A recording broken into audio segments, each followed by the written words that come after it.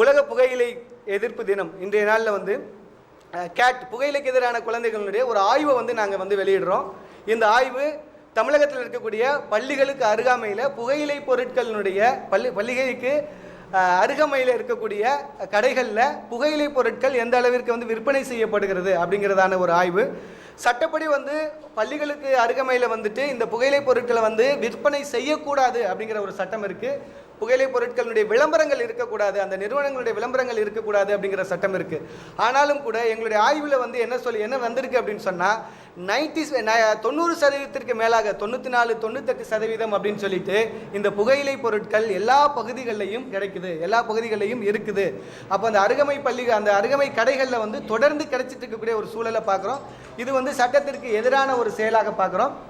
அதே மாதிரி பள்ளிகளில் இன்றைக்கி தமிழகத்தில் புகையிலை பொருட்களை பயன்படுத்தக்கூடிய குழந்தைகளுடைய எண்ணிக்கை அதிகரித்து கொண்டு வருகிறது அப்படிங்கிற ஒரு அதிர்ச்சியான தகவலையும் நம்ம வந்து பதிவு செய்ய வேண்டியிருக்குது.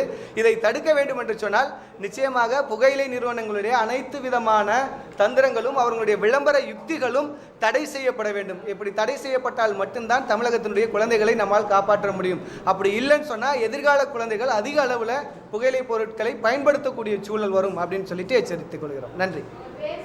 என்னோட பேர் சிறில் அலெக்சாண்டர், மாநில அமைப்பாளர், புகையிலை கட்டுப்பாட்டிற்கான மாநில அமைப்பு.